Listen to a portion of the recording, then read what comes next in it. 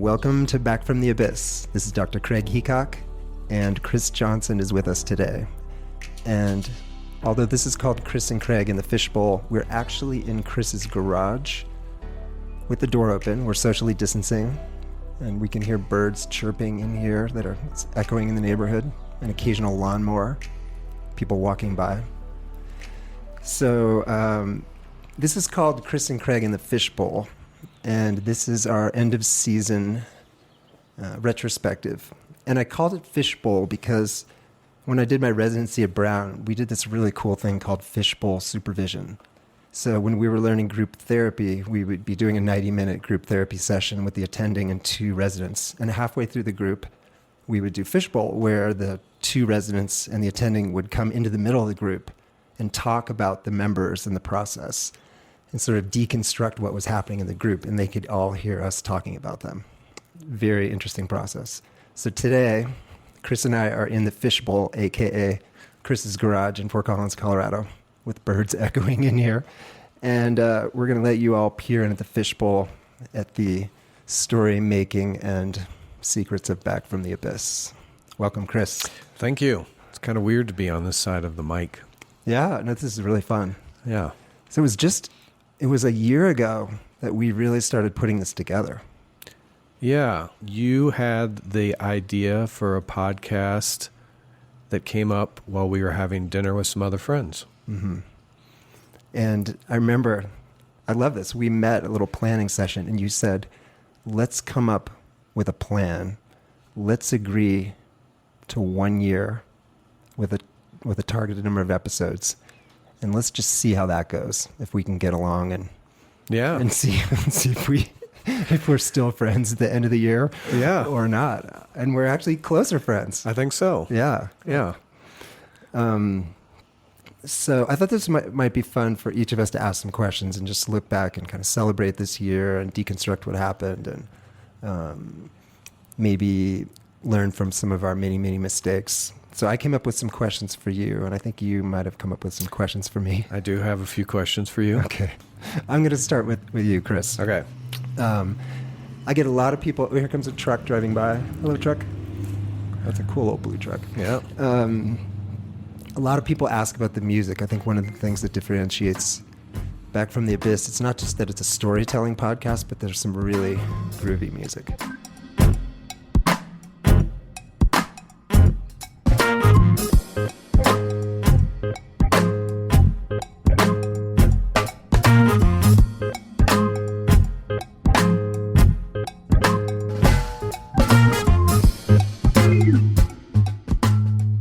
So I'm wondering how, because I actually am not around for this. As you know, I do my thing with the content, you do your thing magically with the music, and then poof, it kind of appears on our server. So I'm actually interested too, but how do you plan and design the music for each episode, and how long does that take? Well, things have changed over the year. One of my favorite podcasts to listen to is This American Life. And for those folks that listen to that podcast, they know the style. This is not an original thing on my part by any means, but that's what I was modeling what we were doing after, I think. And at the beginning, I don't know if the listeners know this, but we do this show on a shoestring budget, right? It's self-funded. Is there a budget? There is. Oh yeah, that's my checkbook. Yes. Yeah. And so with that in mind, and also, just trying to keep things sort of less complicated, especially at the beginning, I just did some research and looked for some free but also copyright-free types of audio to use in the podcast. And there are some places out there. Early on, listeners probably, if you go back, you'll hear that a lot of what I was using are samples. These are typically audio that gets plugged into a synthesizer, for certain genres of music, or to come up with a sound, a customized sound. And I was using those.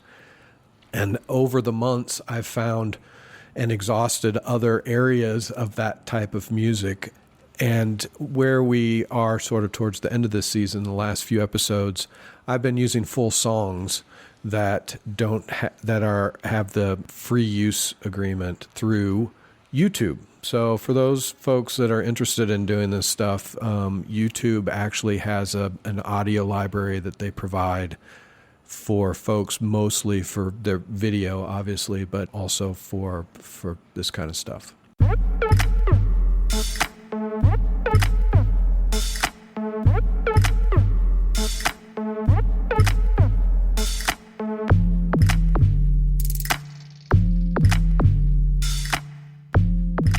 You and I had talked early on that our stories had almost chapter-like pieces to them.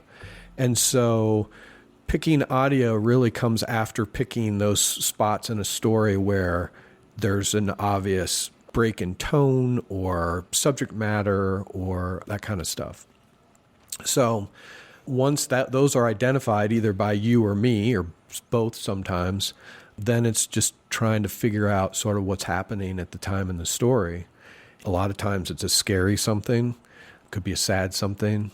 Hopefully by the end of the stories, there's uplifting things that are happening in the story.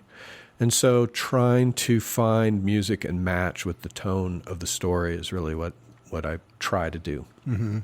You know, the MDMA and the Inner Healer, I loved the music in that. It was perfect. Thank you. How much time did that take? How many hours to hear it, as you said, sort of chapterify it, find the moments, find the music, do all that? It's a little bit hard to say for sure because, again, the way I'm kind of piecemealing this together is that there's the hunting process, which takes a while. If we were subscribing to a service, maybe we'll do that next year. Yeah. It might take less time because there'd just be a pile of music to pick from. But I think I figured out recently that I spend about an hour, about 4 hours of my time for every 1 hour of completed story. Mm. Now that includes editing, going through which maybe we'll talk about here later.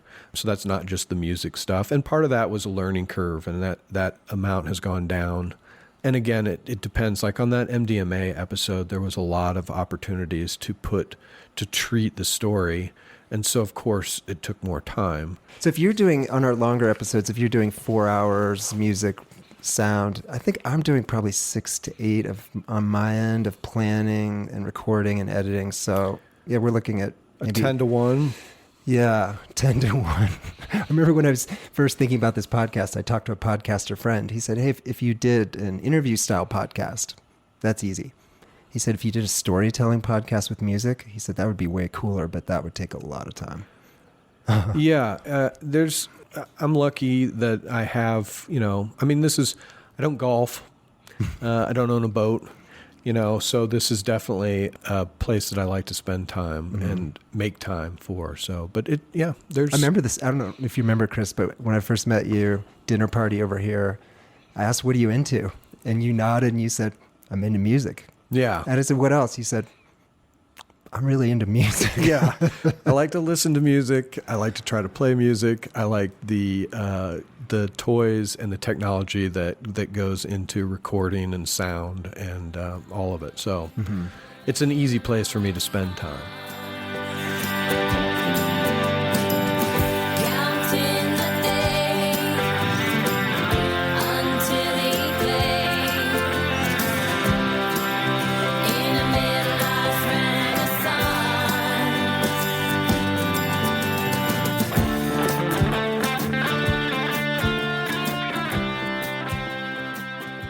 Yeah, great.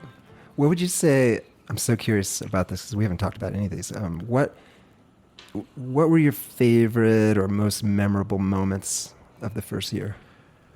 Finishing our first episode. I mean, going from an idea over dinner and a glass of wine has happened. I've had many ideas over dinner and glasses of wine that have not been completed. Yeah, yeah. So to have an idea, to work with you, we sat down and I don't think either of us knew exactly what we were doing. No. No idea. I know that that's the case, right? Yeah. And then, recording it and listening to our first story, Elizabeth's story. I'd never been in a room with someone who was telling a story like that. Adding music, figuring out where to put it once we were done, post it, get people to listen to it. It was very rewarding. Yeah, I agree.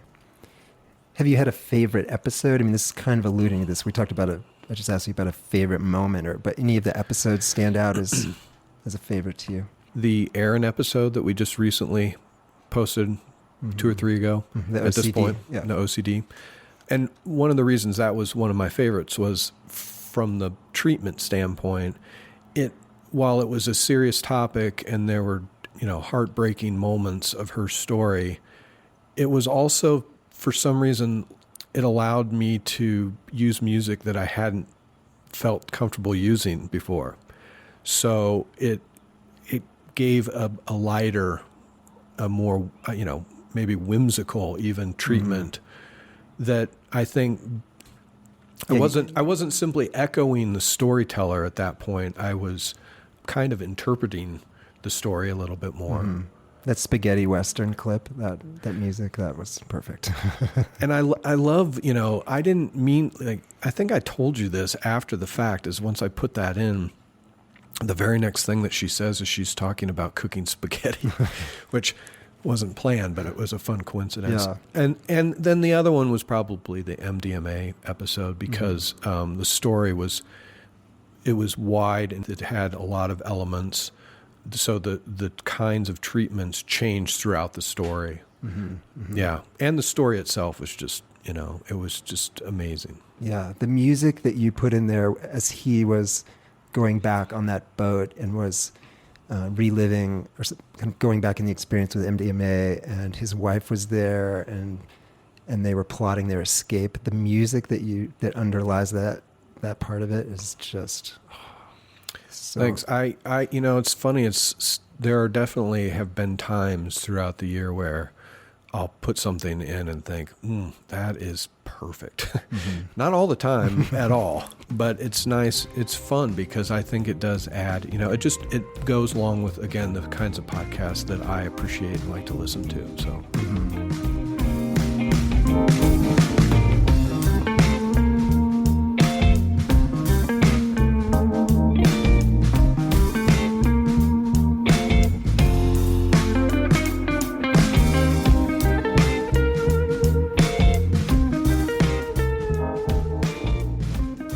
What's the best part and the worst part of working with me? Maybe I don't want to. Says the guy who holds the budget.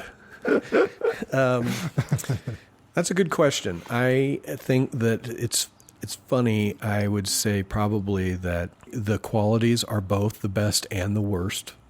And I think it has as much to do with my personality and how it works in conjunction with yours. I would say your optimism it's never ending. Delusional. Well, that would be on the scale, right, where it goes from best to worst. And I'm not saying, because most of the time it works out exactly as you think. It's just hard for someone like me, who my wife would probably say is more of a pessimist. I like to say that I'm more of a realist. I guess that's just cover for maybe being pessimist. But yeah, so that is a quality that's both great and somewhat grating at times for someone like me. And then dedication, I would also say, is the other quality. Is that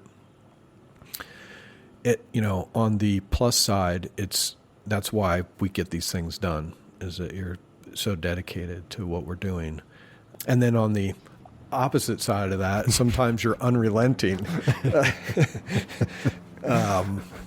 So I think that's sort of the yin and the yang of qualities in general, right? Is that with a right amount, they're great, and with too much, maybe not so much. Yeah, our strengths and our weaknesses. Yeah.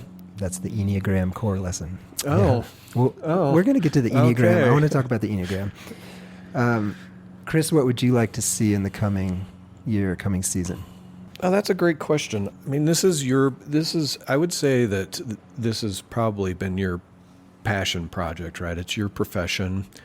You deal with the people that we are representing and broadcasting stories.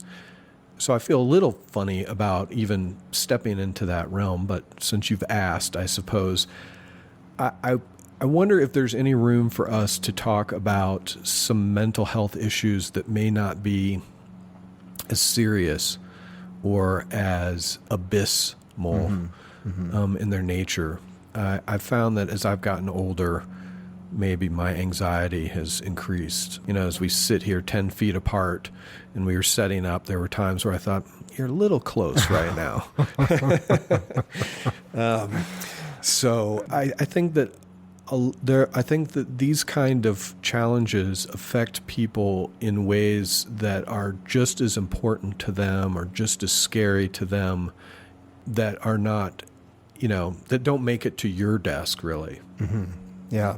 I think that's a great point. And I go back and forth on that because I listen to all sorts of podcasts, and I love all sorts of mental health podcasts and grief podcasts and podcasts that don't necessarily involve bona fide mental illness. But I think part of my bias here as a psychiatrist, as a physician, it's almost like if a surgeon were going to do a podcast, he or she would probably have some really intense cases on there. I mean, might do, hey, this is how you do a laparoscopic appendectomy. Let's review that. Is that an easy one? Not for me. Oh my gosh. Yeah. I don't even know if I would even know how to turn on a laparoscope. So part of me, as a physician, is sort of drawn to the most intense, darkest depths of pain. But I think that's a really interesting idea. And one of the ideas with the mini episodes was to provide some information and lightness and not have this all be so heavy.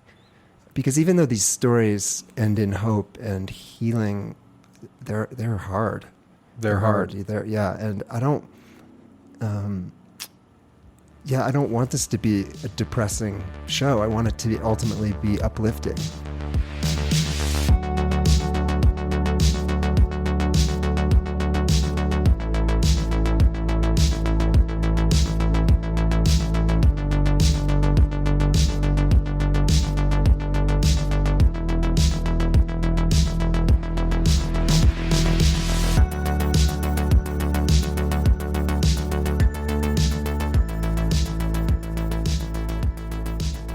What have you learned in the last year?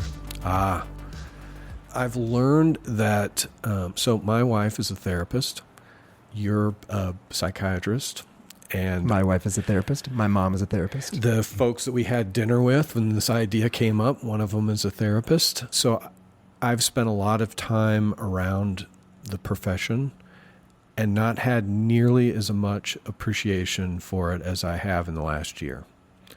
So I've learned that what you guys do is just extremely helpful. It blows me away that there could even be some stigma related to someone going to see a therapist, because I just think that it offers such an outlet and can really just, improve everyone's lives so much that why wouldn't we treat our mental health like we treat our physical health? Mm-hmm. Mm-hmm. What surprised you the most? What surprised me the most, I learned this early on, is that you cannot tell by looking at someone that they are suffering at a level that you can hardly understand. Mm-hmm. I stopped sitting in on our interviews when you switched offices. It was kind of a timing. Timing issue. But before that, you and I were I was sitting in and working sound as you were interviewing everyone. And it would just blow me away that the people that were coming in, if I went by them in the grocery store, I wouldn't even think twice. Mm-hmm. I think that gave me empathy and patience with people to just in general, that you just don't know. Yeah. You don't know what their lives have been like. Yeah. You don't know, the hand they were dealt. Mm-hmm.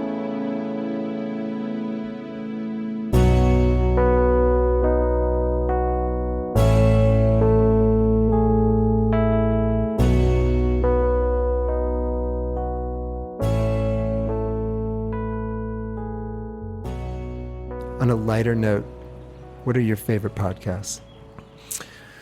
So Eileen, it's funny. We're going to get to that. I'm going to ask you the same question. And I know that you're a bit of a podcast junkie. I try to keep up, but I find that I come back to the things that give me, I listen to podcasts for comfort.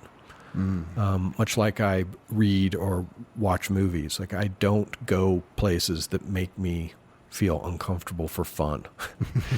I'm not against doing that to learn something, but if I'm looking to relax. So anyway, I like I mentioned, This American Life. I love stories about, again, I think it's that element of not knowing. Like, you hear people tell a story and you think, God, what a great, like, that is just life's just amazing for that to have happened. So storytelling podcasts, The Moth is a big one. Less treated, more just stand up and riff. And then my music podcasts. So there's a podcast called Sound Opinions out of Chicago, WBEZ, which is also who does This American Life or did. And then a new one that I've been listening to called Strong Songs.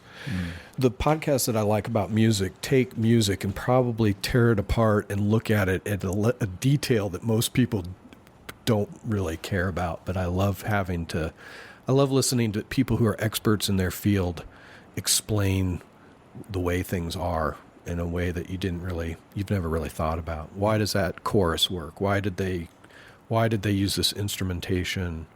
Why did they choose these lyrics? So.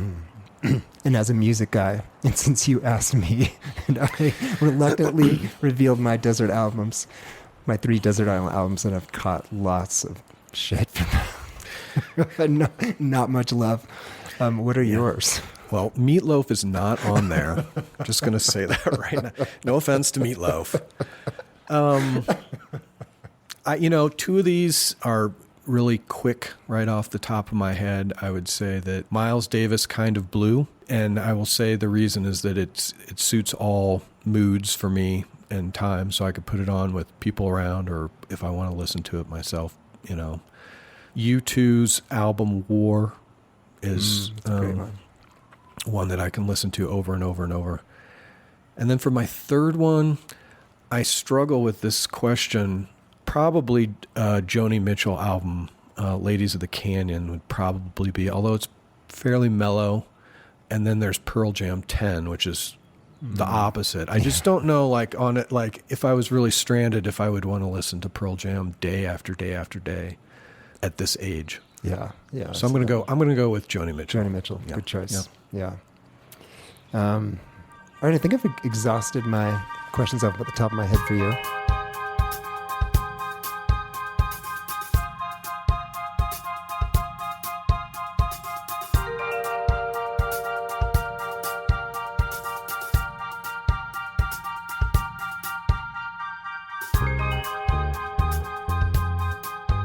Okay, good. I have some questions for you. Okay, here we go. Don't ask me any music stuff. No. That some of them are similar, I would say. Do you have a favorite episode? Well, I wouldn't say favorite, but I would say, like you, the first episode, there's so much in that. So Elizabeth, in that episode, as many listeners probably deduced, she has been my patient for many years. And it was a difficult decision to obscure that. I went back and forth, and I decided at the end to obscure that because I didn't want to be part of the story. I wanted it to be all her story. And for I don't know, for 4 or 5 years before we put out that episode with her, she would say to me, I want to tell my story. I want to share what I've learned. Should I write a book? Like, how do I tell people the hope that I've gained? And when you and I talked a year ago at dinner party and started coming up with this idea, Elizabeth came to mind. I thought, yeah, she's episode 1. She has to, because that story is just so powerful. And I also think so much went into that, not just like you and I putting our heads together and helping Elizabeth tell that story, but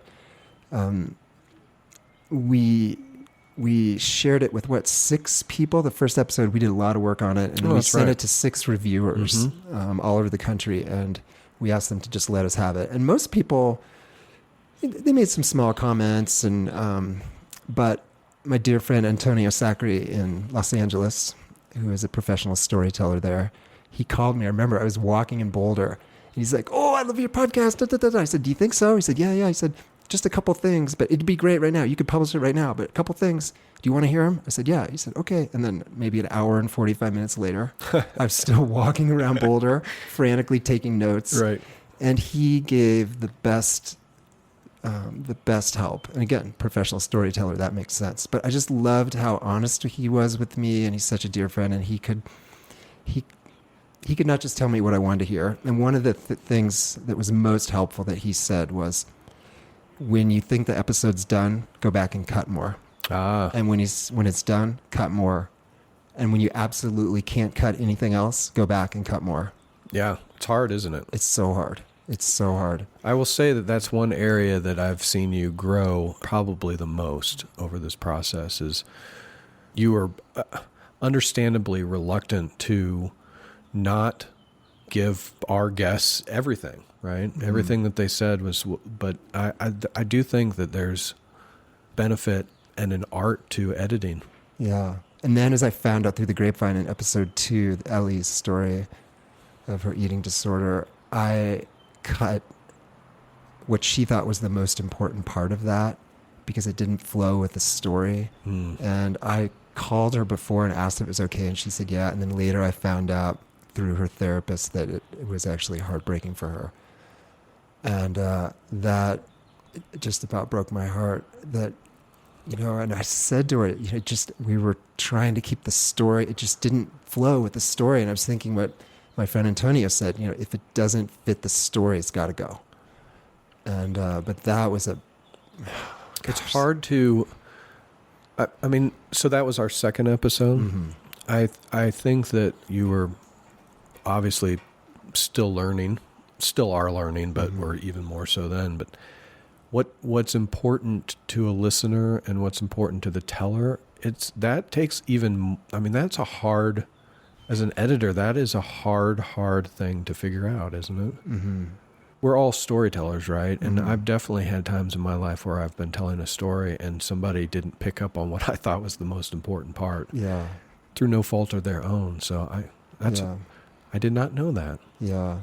And when you sent that, speaking of episode 1, when you sent me, after we'd had all the people go through it, and Antonio gave me all the ideas, and we cut, and finally got it to an hour and 14. And we had a number of reviewers say it has to be under an hour. Right. That podcasts over an hour, unless you're Joe Rogan, no good.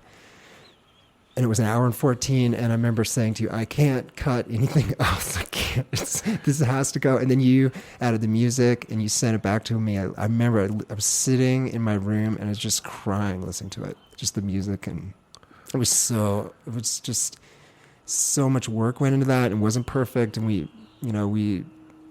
finished it, and Elizabeth told her story, and I still get so teary when I hear that.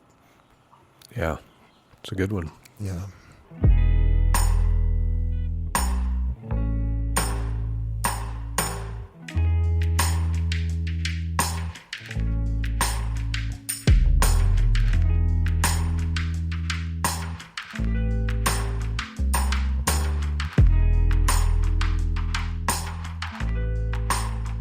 Well, that sort of, I guess, leads into my next question here, which is what's been the most challenging part of doing this show, and what's been the most rewarding part of doing the show? Yeah, I think the most challenging is I feel like at the end of each recording we have this, it's like we've been panning for gold, and we've just been panning, and person leaves, and we have this huge pile of sediment and gold nuggets and gold flakes and maybe some silver in there. And now to try to figure out how to get the best part out of it, but still maintaining the essence of it. It's that editing again. Yeah.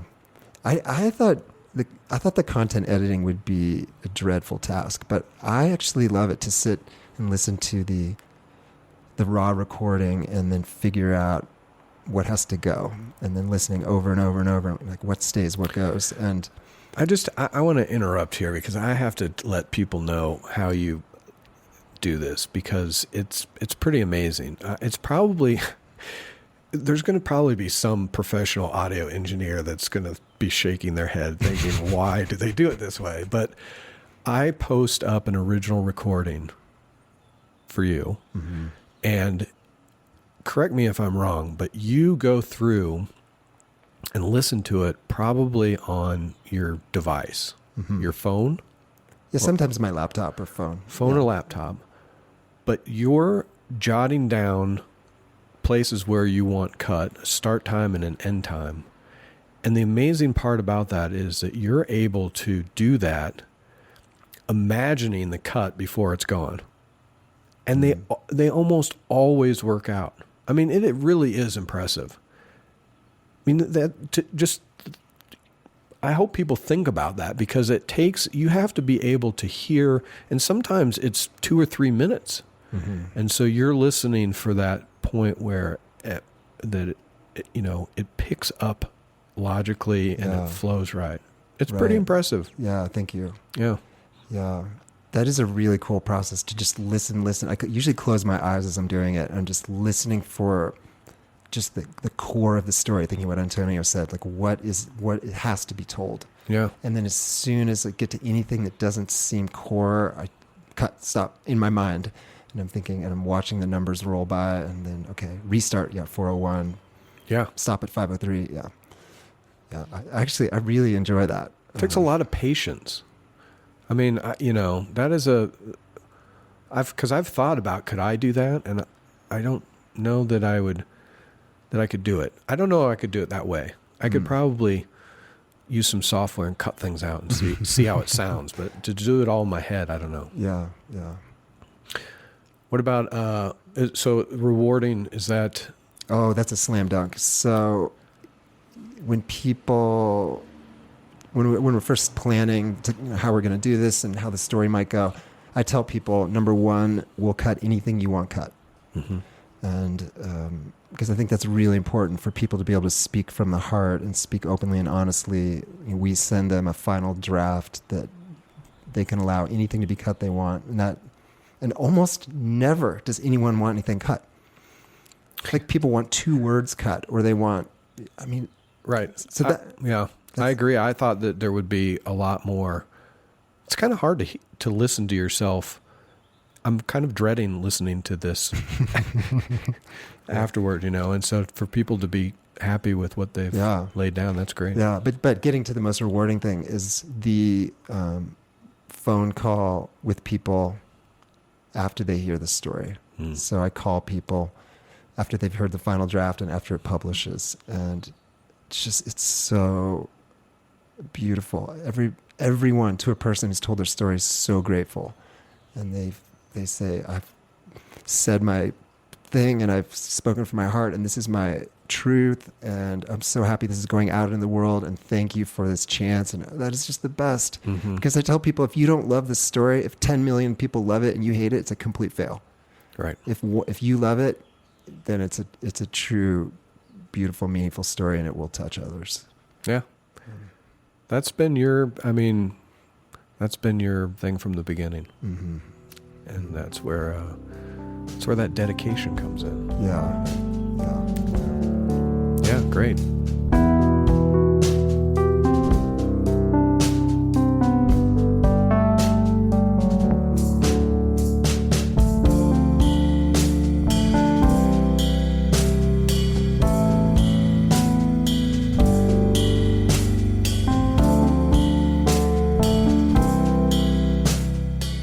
Was there a point in this first season that you would say was more emotionally difficult for you? I mean, a lot of these stories, they're packed full of emotion. Yeah.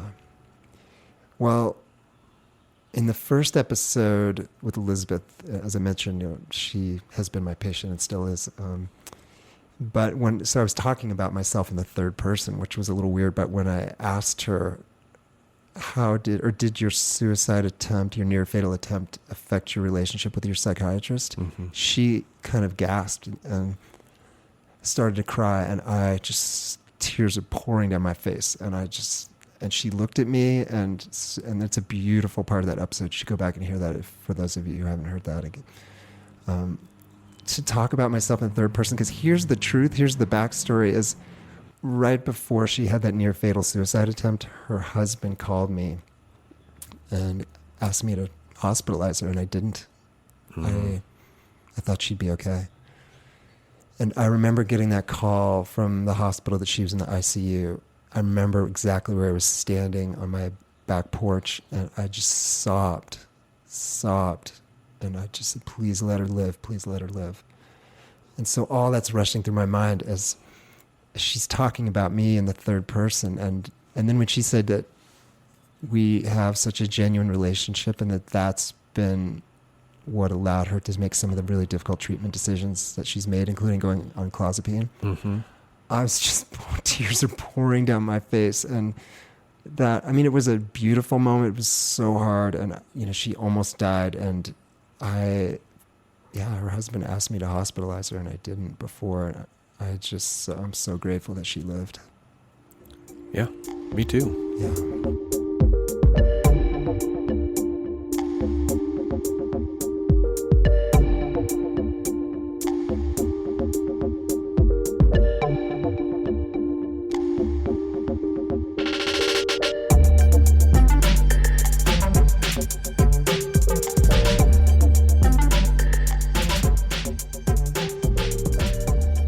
Maybe on a little lighter note, how about some of your favorite podcasts? Oh, so many. Yes, I know. Okay. How about, let's see, I'll group these into the sort of the big ones and the more smaller indies. So the big podcasts, let's say, love Sam Harris, love Peter Attia, The Drive, and Dax Shepard, Armchair Expert. Those three. Oh, I've heard that is a great Dax one. is so good, yeah. So Peter Attia is just about the most intelligent man on the planet, except for maybe Sam Harris, but those two. My new favorite indie, small podcast like ours, I don't know if they do it in the garage like we do. Yeah, right? Super indie. In flip-flops as we are. Yeah. It's called Your Mental Breakdown. And it's only been around a few months. It's a great idea. It's a podcast where they're following a patient client through his therapy. So much like the HBO series In Treatment, each week you get to hear the therapy session, and male and female therapists, Doug and Meredith, they sort of do a pre-game, and then Doug does a therapy session, then post-game, and they talk about how it went, what they learned, what they might have done differently, and it's really well done, and the music's great, and so that's my new. How'd you find out about that one? I'm just obsessively looking for new podcasts, and especially mental health podcasts, and I just stumbled across it. Were you listening to mental health podcasts before we started Back from the Abyss? Good question. No, I wasn't. No, I was listening to Sam Harris, a little bit of Joe Rogan, a little bit of Tim Ferriss. Terrible Thanks for Asking. Really like that podcast. But no, that came because I could think when we started this, I thought, okay, I need to know the landscape. Right. Like if you're gonna have a pizza restaurant, you should better eat a lot of pizza and go to a lot of pizza places. Right. So I wanted to hear. So I feel like I've sampled a huge percentage of what's out there. At least checked it out. Right. Yeah. Okay. So you mentioned it earlier. This Enneagram type. So. First of all, you probably should tell everyone what that is, for those that don't know. And then, do you know your type? I'm guessing you do. Of course I do. And maybe tell us how you think that plays out in the whole podcast production. Yeah. So the Enneagram is a personality inventory, but infinitely, in my opinion, more interesting and meaningful than some of the other ones like Myers-Briggs. Or Enneagram is all about your strengths or your weaknesses, your core personalities based on kind of core fears and core needs. And Enneagram, I'm type 7. I'm the enthusiast. I'm all in. Big surprise. I'm all in, for better or worse. Right. And surely, Chris, you are an 8. I don't know if you've ever sat down and do it, but what I love about you and what's frustrating about you is you are a challenger. And you sometimes just want to fight just for the fight, just to sort of mix it up and see. I'm not going to lie. That's not the first time I've been told that. Yeah. But you're just what I needed, because I think you and I joked early on that if I did this podcast alone, I would have already put out like 120 episodes and they would suck. They would be I doubt that. Okay, I would have put out 55, but you've been a really good balance in terms of questioning me and challenging me and asking me to sort of slow down and think and analyze and just be thoughtful about this. And plus, I think being a challenger, you like that. You like to mix it up a little bit. And I'm married to a challenger, so I'm used to it. Yeah. We have some things in common.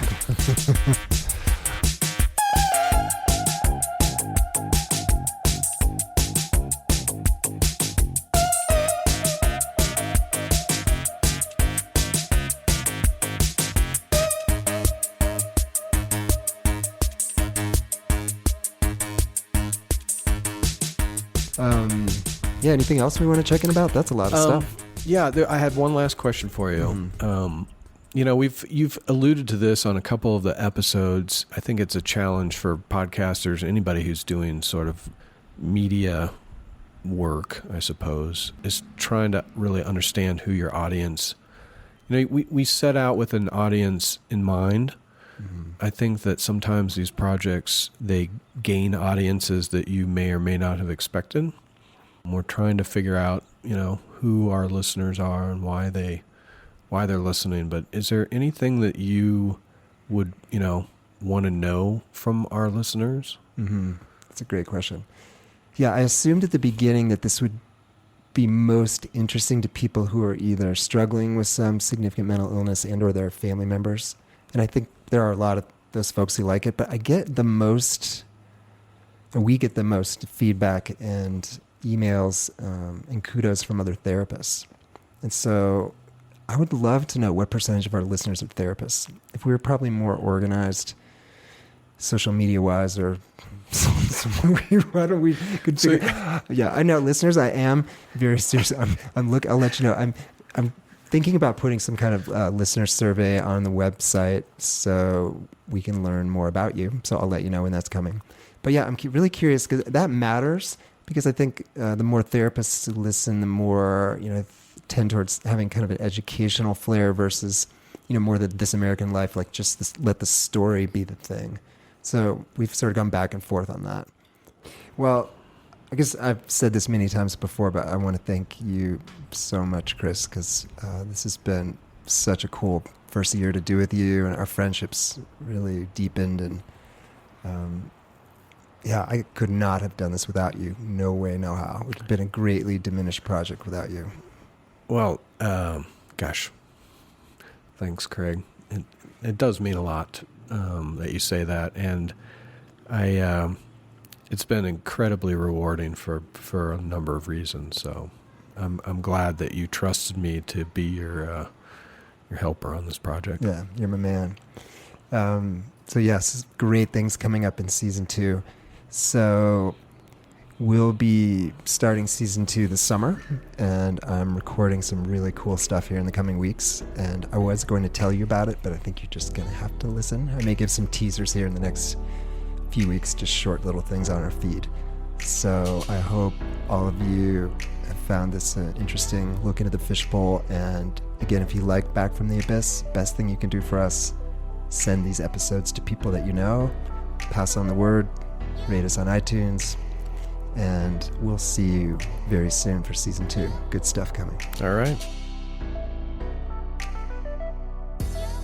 If you like this episode, please share it with anyone else who might find hope or meaning in this story. Check out our website, BFTApodcast.com, where you can learn more about us and this project, get more information on the treatments mentioned in the stories, as well as additional resources and music credits. You can also email us with comments or story requests. If you have time, please rate us on iTunes, as this helps us spread these stories far and wide. Much gratitude to my good friend Chris Johnson, who does our sound, and thank you for listening to Back from the Abyss. May each of you find the strength and support to find your way through the darkness.